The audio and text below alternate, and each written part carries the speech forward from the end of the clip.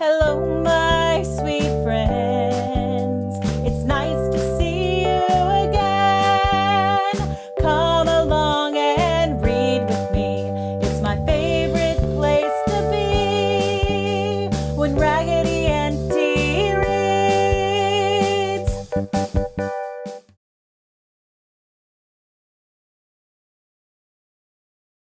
How can we show fairness?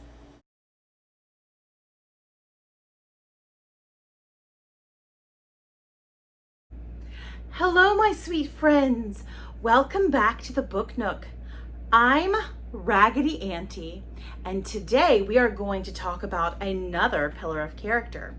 Last week, we talked about citizenship, and we talked about how citizenship is doing what's right for everybody around us and our community. Today, we're going to talk about fairness.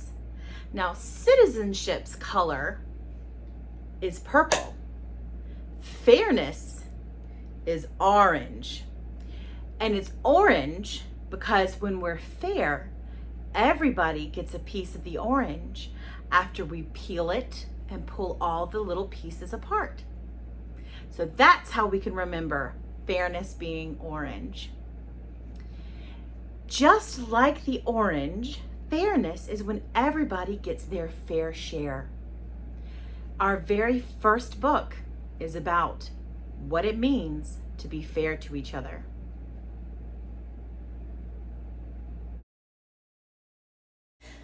Let's read. This first story today is by Beatrix Potter. Now, I'm reading it out of the Complete Peter Rabbit collection. Beatrix Potter wrote the Peter Rabbit stories, which a lot of us know, but we might not know, or you might not know, that there are several other animals that live where Peter Rabbit lived. Two of them are the fox, named Mr. Todd, and the stork, who's just called King Stork. Let's see what they have to say about fairness. "Sir," said Mr. Todd to King Stork, "will you honor me by taking tea with me?" King Stork bowed. He walked home with Mr. Fox. He took long strides, and Mr. Todd trotted. Mr. Todd was a stingy person. He regretted the invitation as soon as he had given it. When he considered the size of Mr. Stork, he made a plan. Said he to Mr. Stork, "When I have visitors, I use great-grandmother Vixen's Derby tea set." He poured the tea into two flat saucers. King Stork dipped the point of his bill into the saucer, but he could scarcely scoop up a drop. Presently, he made a bow and took leave. Mr. Todd lapped up the remaining tea himself. As he had a conscience which told him he behaved shabbily, or not very nicely, Mr. Todd was surprised to receive an invitation to lunch with King Stork. The note was brought by a very nervous lapwing, which is a little bird. King Stork's home was upon the top of a high chimney stack over the roof of a tall, old house. As Mr. Todd had no wings for flying up aloft onto roofs, King Stork came down and met him in the courtyard of the house and led him inside up a corkscrew staircase. Oh, there was a pleasing smell of broth, and when they reached the attic, the broth was served in two narrow-necked pitchers. King Stork plunged his long bill into one pitcher and sucked up the broth. Mr. Todd could only lick his lips and sniff. Presently, he got up and said, "Good day." King Stork drew his bill out of his empty pitcher. He was a silent old bird. All he said was, "Tit for tat."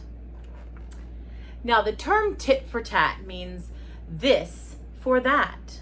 And a lot of times we think of fairness like this for that. So if you're nice to me, I'll be nice to you, and we think that that's fairness. Sometimes fairness is also being nice and not asking people to do things in return. That's also called integrity. That's a big word for being nice and doing the right thing and not expecting other people to do it. But in this case, the fox, also known as Mr. Todd, and King Stork didn't act super fairly, did they?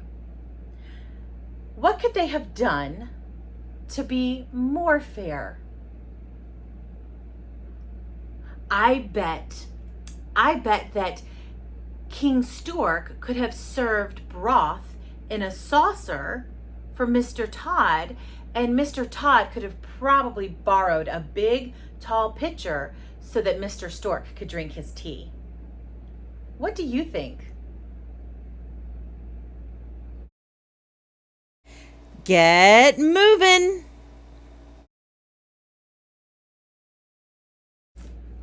Another way of making sure that we are being fair and we are expressing fairness is sharing. I'm about to go for a walk and see all the different ways in my neighborhood that I can share. I wonder what types of things I'll encounter. Let's go. Oh, there's work happening on the sidewalk. I've got to walk around. What's on my right? Oh, across the street, it's the post office. At the post office, everybody gets treated fairly. Oh, there's more construction in the road, and look, there's two of my friends from the neighborhood with their skateboards. Oh, and there was a very fast skateboarder that went by. Time to turn left. Look at all this grass and that big building. Across the street, there's flowers. And a car just went whizzing by. Actually, it was a truck. Oh, there's a very dirty van on my left. And a big, big tree. Oh, look, in this yard, people use this area, and there's lots of folks that use it, so they have to take turns and treat that area fairly. Some people grow gardens. There's a big building where lots of people live. Oh, and a very sweet little house with tall trees beside it. The sidewalk is very well kept, and everybody's yard looks so green and beautiful. What a great summer day. My friends are crossing the street up ahead. Oh, and they use the crosswalk so that it's fair to motorists, not to tourists. Oh, and this car just stopped so that everybody could cross, and they have a stop sign, so it's fair to stop when you have a stop sign. Oh, goodness. Look both ways before you cross the street. And I'm crossing. Oh, I'm going to go this way to my left. You know what? I'll probably just go around the block. Here's some big houses where lots of people live. And they have porches and balconies, so they have to share those balconies. And everyone gets their fair share of the balcony.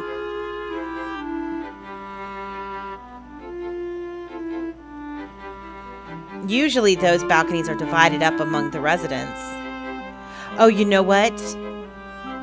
There's something really neat across the street here. I'm going to look both ways before I cross. And then I'm going to stick to the sidewalk because this sidewalk doesn't have any construction on it. And up here beside this tree, in the shade of the tree, oh goodness, I almost fell over. I tripped. This is called a little free library. It's like a tiny house with bookshelves in it, and this one has lots of books that you can share with other people, and it's fair to bring a book of your own. Going up a hill. Oh goodness, look at all these beautiful big trees, and oh good, there's a lot. Oh, that's a very big magnolia. Oh my goodness, I almost walked into it.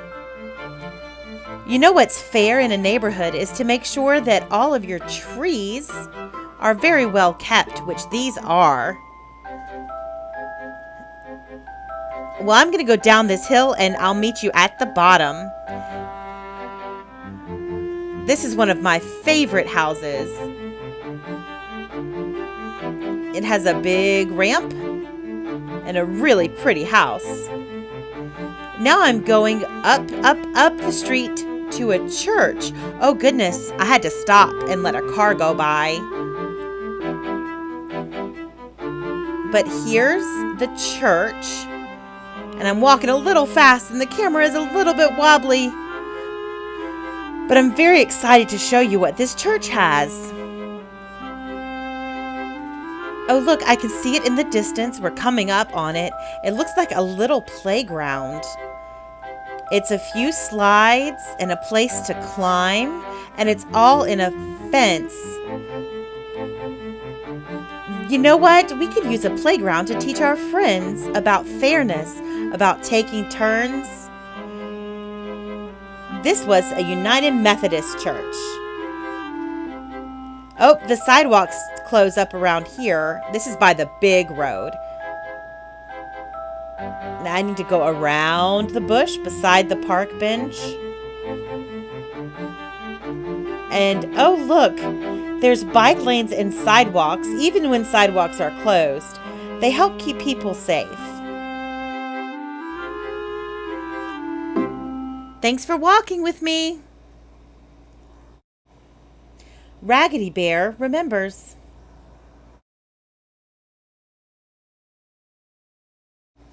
There's Raggedy Bear with his tiny book. Let's turn on the light and see what book is in the desk today. It's the Rudyard Kipling book again. I bet he wants to read how the camel got his hump. Hello, my sweet friends. Welcome back to the Book Nook. I'm Raggedy Auntie, and today with me is Auntie Pearl. We have a really great story for you. It doesn't have pictures, but that's okay. We can use our imaginations. This is a story by Rudyard Kipling, and it's from this very big book of stories by Rudyard Kipling called How the Camel Got His Hump. Now, this is the next tale, and it tells how the camel got his big hump. In the beginning of years, when the world was so new and all, and the animals were just beginning to work for man, there was a camel, and he lived in the middle of a howling desert because he did not want to work. Besides, he was a howler himself. So he ate sticks and thorns and tamarisks and milkweed and prickles, most excruciating idle. And when anybody spoke to him, he said, "Humph!" Just humph, and no more. Presently, the horse came to him on Monday morning with a saddle on his back and a bit in his mouth and said, "Camel, oh camel, come out and trot like the rest of us." "Humph," said Camel, and the horse went away and told the man. Presently, Dog came to him with a stick in his mouth and said, "Camel, oh camel, come and fetch and carry like the rest of us." "Humph," said the camel, and the dog went away and told the man. Presently the ox came to him with the yoke on his neck and said, "Camel, oh camel, come and plow like the rest of us." "Humph," said Camel, and the ox went away and told the man. At the end of the day, the man called horse and dog and ox together and said, "Three. Oh, three, I'm so very sorry for you with the world so new and all, but that humph thing in the desert can't work or he would have been here by now. So I'm going to leave him alone and you must work double time to make up for it. Oh, that made the three very angry with the world so new and all. And they held a palaver, and an indaba, and a punchayet, and a powwow on the edge of the desert. And then Camel came chewing milkweed, most excruciating idle, and laughed at them. Then he said, ha ha ha, humph, and went away again. Presently, there came along the djinn in charge of all deserts, rolling in a cloud of dust. Jinns always travel that way because it's magic. And he stopped to palaver and powwow with the three. "Brr, Jinn of all deserts," said Horse, "is it right for anyone to be idle with the world so new and all?" "Certainly not," said the Jinn. "Well," said Horse, "there's a thing in the middle of your howling desert, and he's a howler himself, with a long neck and long legs, and he hasn't done a stroke of work since Monday morning. He won't trot." "Whew," said the Jinn. "That's my camel, for all the gold in Arabia. What does he say about it?" "He says, honk," said the dog, "and he won't fetch and carry." "Does he say anything else?"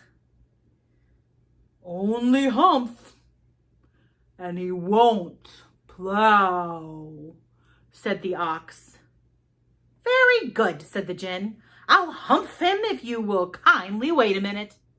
The Jinn rolled himself up in his dust cloak and took a bearing across the desert, and found the camel most excruciating idle, looking at his own reflection in a pool of water.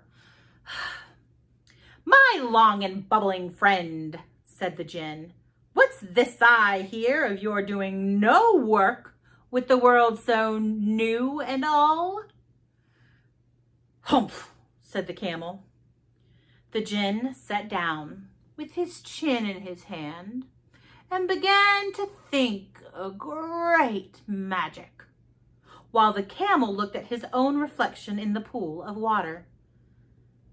"You've given the three extra work ever since Monday morning, all on account of your excruciating idleness," said the Jinn, and he went on thinking magics, with his chin in his hand.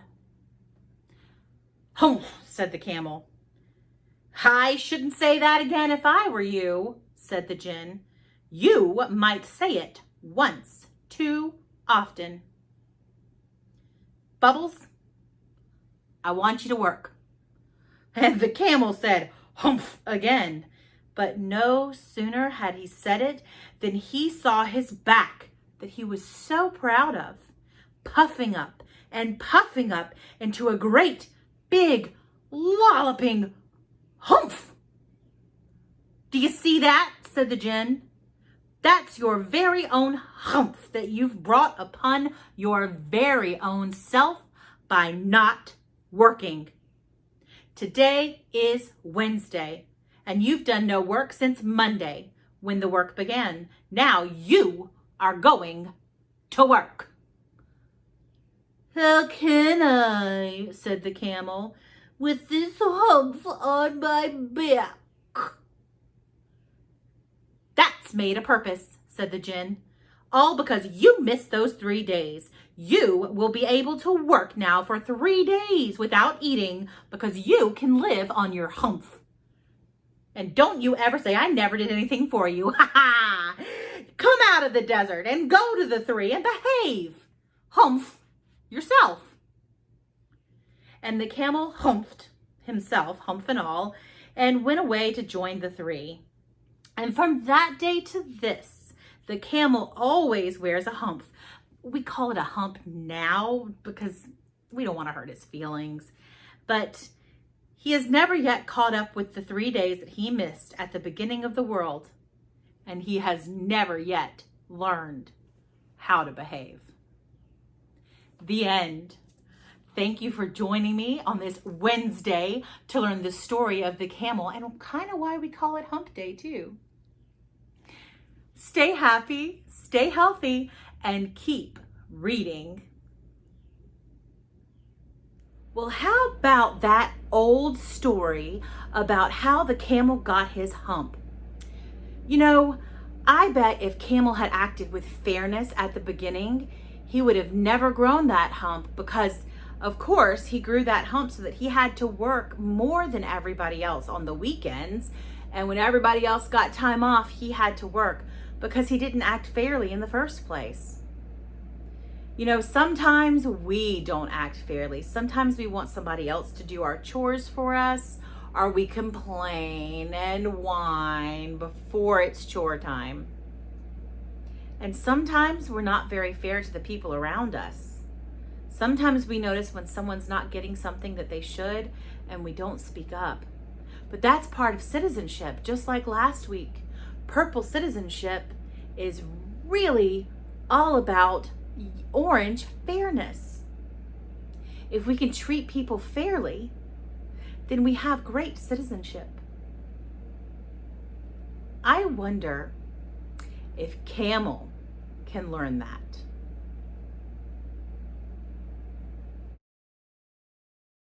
Time to sing! Oh, the lights are low again. This is another campfire song. This is a very simple song, and I will teach you the words first, and then we'll sing it and sign it together until we've all got it. Now watch Auntie Potato for the signs and watch me for the words. The first verse goes like this, and repeat after me. Make new friends, but keep the old. One is silver and the other's gold. Very good. Now let's put those two parts together so that we're singing the whole verse in two sections. Make new friends, but keep the old.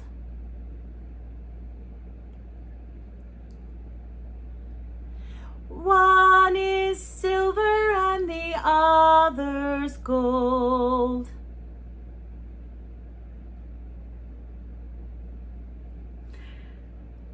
The next verse is the same tune but different words. We'll break it up into 4 parts, then into 2 parts again. A circle is round. It has no end. That's how long I'll be your friend. All right, now let's do our 2 parts. A circle is round, it has no end.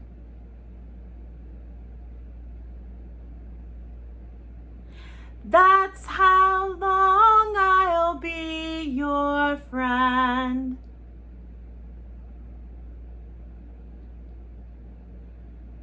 Now let's sing the whole song together. We're going to sing both verses and we'll sing it a few times. And now make sure that you sign if you choose to sign. And I bet we can learn some sign language with this one too. Make new friends, but keep the old. Now, Auntie Potato and I are going to put the whole song together, both verses. The lights are low for campfire, and this is a great song for just chilling out and remembering that it's great to be fair by having old friends and new friends.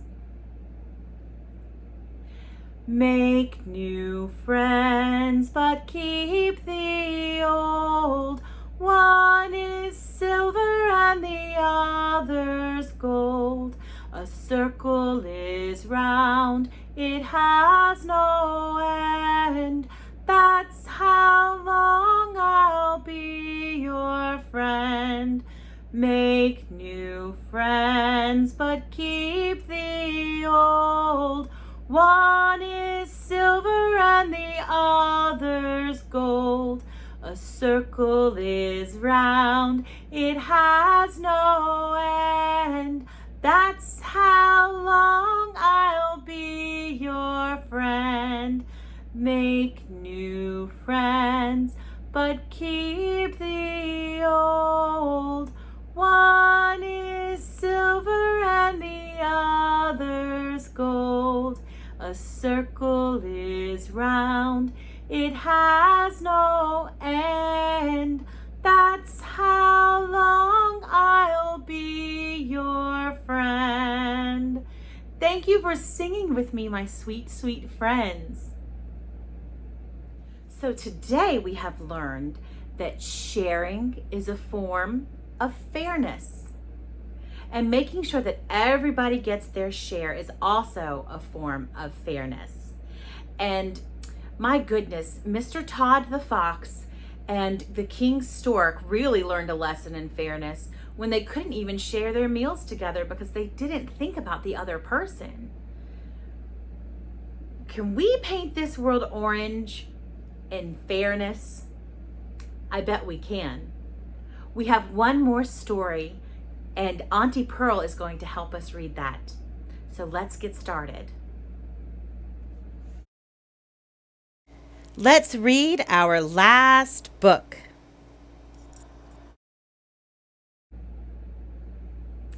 This last story that Auntie Pearl and I have to tell you is a story from a character who's probably very familiar.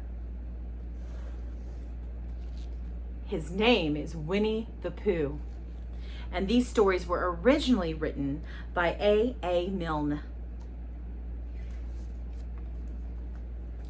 This is chapter 6 of the book A House at Pooh Corner, in which Pooh invents a new game and Eeyore joins in. By the time it came to the edge of the forest, the stream had grown up so that it was almost a river, and being grown up, it did not run and jump and sparkle along as it used to do for when it was younger, but moved more slowly. For it knew now where it was going, and it said to itself, "There is no hurry. We shall get there someday." But all the little streams higher up in the forest went this way and that, quickly, eagerly, having so much to find out before it was too late. There was a broad track, almost as broad as a road, leading from the outland to the forest. But before it could come to the forest, it had to cross this river. So where it crossed, there was a wooden bridge, almost as broad as a road, with wooden rails on each side of it. Christopher Robin could just get his chin to the top of the rail if he wanted to, but it was more fun to stand on the bottom rail so that he could lean right over and watch the river slipping slowly away beneath him.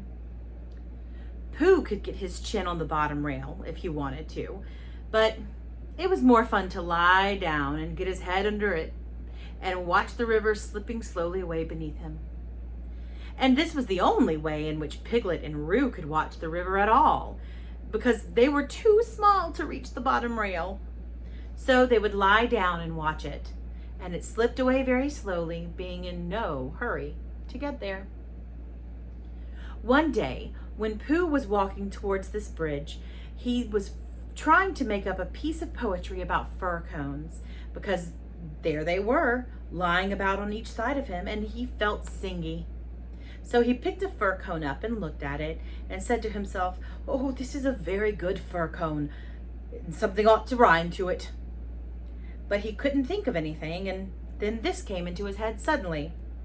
Here is a mystery about a little fir tree. Owl says it's his tree, and Kanga says it's her tree. Oh, which doesn't make sense, said Pooh, because Kanga doesn't live in a tree. He had just come to the bridge, and not looking where he was going, he tripped over something, and the fir cone jerked out of his paw into the river. Oh, bother, said Pooh as it floated slowly under the bridge, and he went back to get another fir cone, which had a rhyme to it. But then he thought that he would just look at the river instead, because it was a peaceful sort of day. So he lay down and looked at it, and it slipped slowly away beneath him. And suddenly, there was his fir cone slipping away too. That's funny, said Pooh. I dropped it on the other side, said Pooh, and it came out on this side. I wonder if it would do it again. And he went back for some more fir cones. It did. It kept on doing it.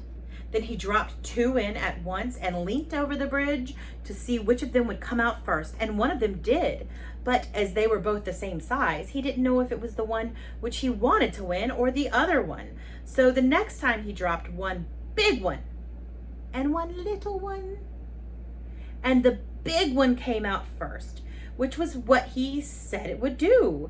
And the little one came out last, which was what he had said it would do. So he won twice. And when he went home for tea, he had won 36 and lost 28, which meant that well, you take 28 from 36, and that's what he was, instead of the other way around. And that was the beginning of the game called Pooh Sticks, which Pooh invented, and which he and his friends used to play on the edge of the forest. But they played with sticks instead of fir cones because they were easier to mark. Now one day, Pooh and Piglet and Rabbit and Roo were all playing Pooh Sticks together. They had dropped their sticks in when Rabbit said, "Go!" And then they hurried across the other side of the bridge, and now they were all leaning over the edge, waiting to see whose stick would come out first. But it was a long time coming because the river was very lazy that day and hardly seemed to mind if it didn't ever get there at all. "I can see mine," cried Roo. No, I can't. It's something else." "Can you see yours, Piglet? I thought I could see mine, but I couldn't." "There it is." "Oh, no, it isn't." "Can you see yours, Pooh?" "No," said Pooh. "I expect my stick stuck," said Roo. "Rabbit, my stick's stuck." "Is your stick stuck, Piglet?" "Oh, they always take longer than you think," said Rabbit. "How long do you think they'll take?" asked Roo. "Oh, I can see yours, Piglet," said Pooh suddenly. Mama, mine's sort of a grayish one," said Piglet, not daring to lean too far over in case he fell in. "Yes, that's what I could see. It's coming over onto my side." Rabbit leaned further than ever, looking for his, and Roo wriggled up and down, calling out, "Come on, stick, stick, stick, stick, stick, stick, stick, stick, stick." And Piglet got very excited because his was the only one which had been seen, and that meant that he was winning. "It's coming," said Pooh. "Are you sure it's mine?" squeaked Piglet excitedly. "Yes, because it's gray. A big gray one. Here it comes. Oh, a very big gray. Oh, no, it isn't. It's Eeyore." And out floated Eeyore. "Eeyore!" cried everybody, looking very calm, very dignified. With his legs in the air came Eeyore, floating from beneath the bridge. "It's Eeyore!" cried Roo, terribly excited. "Is that so?" said Eeyore, getting caught up by a little eddy and turning slowly round 3 times. "I wondered." "I didn't know you were playing," said Roo. "I'm not," said Eeyore. "Eeyore, what are you doing there?" said Rabbit. "I'll give you 3 guesses, Rabbit. Digging holes in the ground? Wrong. Leaping from branch to branch of a young oak tree? Wrong. Waiting for somebody to help me out of this river? Right. Give Rabbit time and he'll always get to the answer." "But Eeyore," said Pooh in distress, what can be, how shall we, do you think if we..." "Yes," said Eeyore, "one of those would be just the thing. Thank you, Pooh." "He's going round and round," said Roo, much impressed.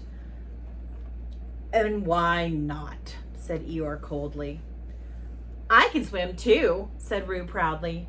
"Not round and round," said Eeyore. "It's much more difficult." "I don't want to come swimming at all today," he said, revolving slowly in a whirlpool. "But if, when in, I decide to practice a slight circular movement from right to left, or perhaps I should say," he added as he got into another eddy, "from left to right, just as it happens to occur to me, it's nobody's business but my own." There was a moment's silence while everybody thought. "Oh, I've got a sort of idea," said Pooh at last, "but I don't suppose it's a very good one." "I don't suppose it is either," said Eeyore. "Go on, Pooh," said Rabbit. "Let's have it."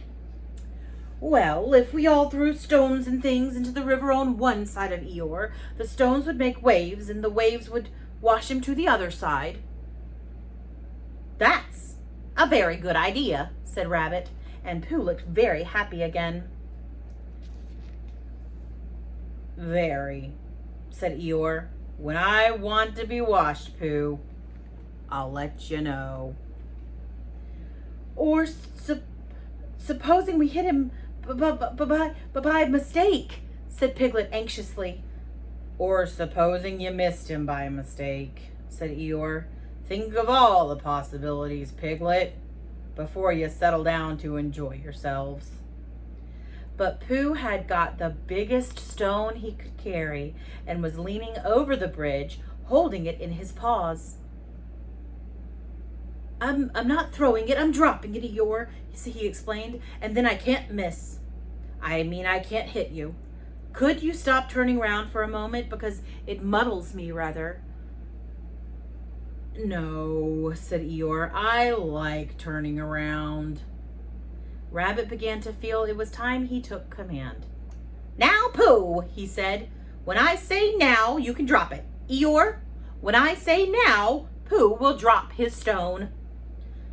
"Thank you very much, Rabbit, but I expect I shall know."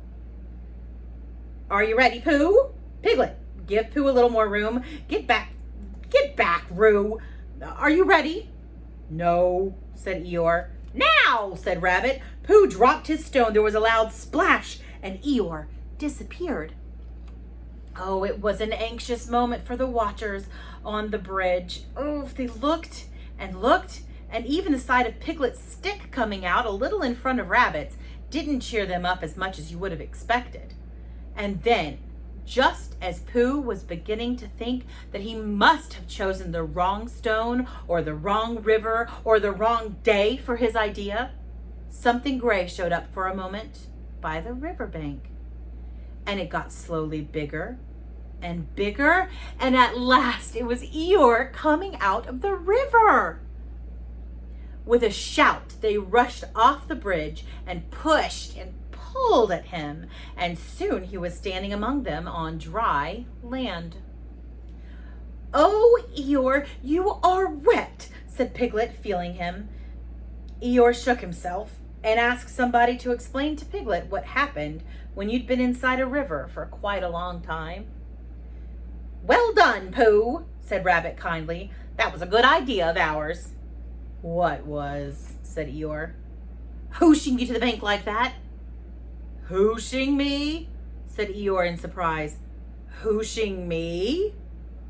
You didn't think I was hooshed, did you?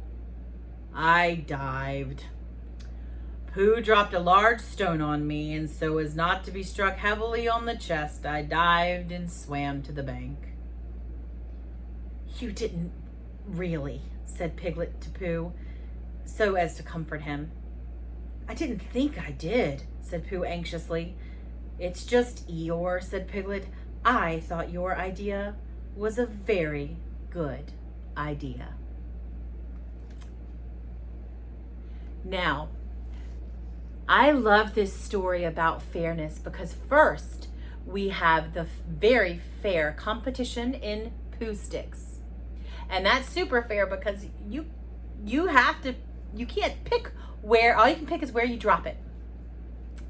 And then the river takes the sticks under the bridge and the winner is by chance.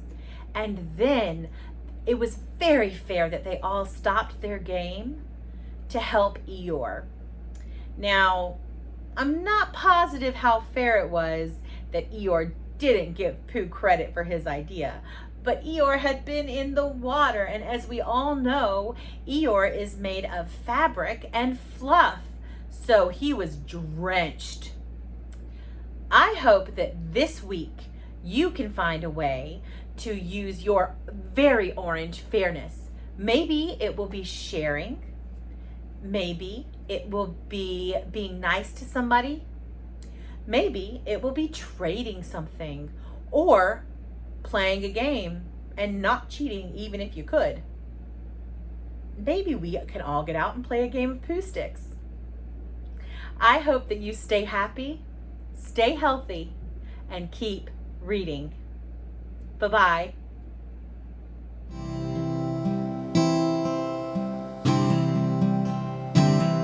Stay happy, stay healthy, keep reading. Stay happy, stay healthy, keep reading.